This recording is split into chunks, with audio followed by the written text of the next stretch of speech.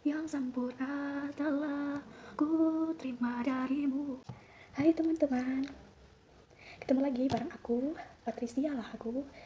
Nah, sebelum kita membahas sebuah buku yang berjudul Allah Menanti Aku, jangan lupa di subscribe dulu yang ada tombol merahnya di bawah ini ya guys. Kemudian like, komen, dan share ya ke teman-teman kamu. Semoga video ini dapat bermanfaat untuk kita semua. Oke, terima kasih ya udah subscribe dan udah like YouTube ini. Semoga video ini dapat membuat kita semakin berwawasan lagi, membuat kita semakin mendapatkan pengetahuan yang baru mengenai pengalaman-pengalaman yang tertulis di dalam buku ini guys. Jadi langsung kita bahas aja ya guys. Jadi buku ini adalah buku yang berjudul Allah Menanti Aku. Jadi buku sampul depannya ini seperti ini. Aku belum pernah baca guys, tapi ini dikasih sama seseorang.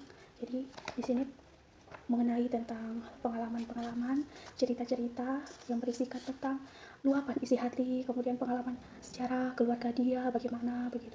Jadi dalam pengalaman tersebut kita juga dapat mendapat sebuah pengalaman, mengalami juga nasihat dan bagaimana kita dapat menjalani hidup ini ya guys. Jadi langsung kita langsung aja membahas ya tentang pengalaman yang ada di buku ini. Jadi terlebih dahulu kita lihat dulu siapa yang membuat buku ini. Jadi buku ini dibuat oleh Michael Quaist, adalah seorang pastor, yang berjudul Allah Menanti Aku. Ini penerjemahnya Willie Cohen, kemudian penyuntingnya G. Prose SJ, penerbitnya Obor Jakarta 1997. Jadi kita baca ya guys. Jadi di sini daftar isinya itu ada kata pengantarnya, ada daftar isinya. Kemudian di sini agar lebih dapat menyelami jiwa yang tersirat dalam halaman berikut, dibagi beberapa kelompok atau bagian, yaitu sekitar 20 pengalaman.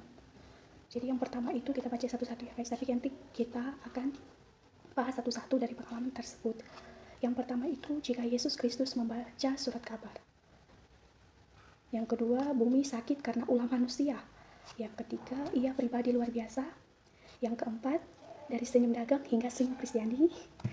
Kemudian yang kelima, apakah artinya dewasa ini mencintai saudara-saudariku? Kemudian yang keenam, putra-putri Allah pergi ke sekolah. Yang ketujuh, orang terlalu banyak tidur. Kemudian yang kedelapan, orang tuaku cerai. Yang kesembilan, melacak jejak Allah di dunia. Yang kesepuluh, kami kehabisan tenaga.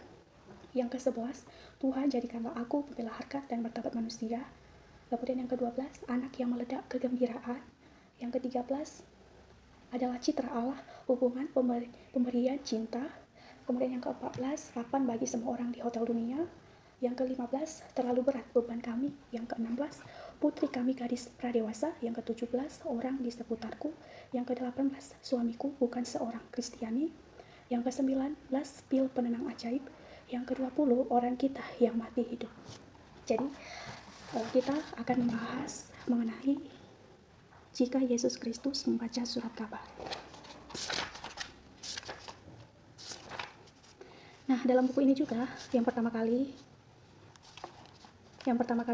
di sini adalah tentang agar lebih dapat menyelami jiwa yang tersirat dalam halaman berikut. Manusia pencari Allah.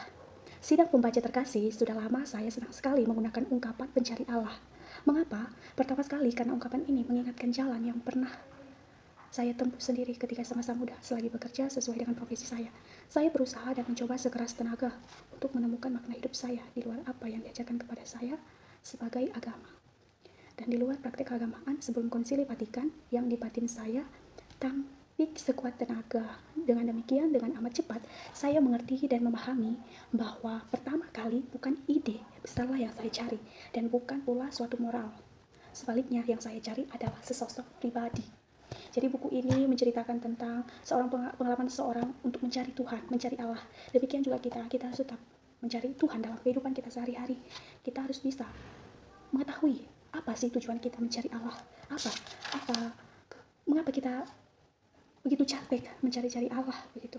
Kemudian banyak orang dewasa ini terus saja mencari makna hidup. Kenapa kita perlu mencari itu?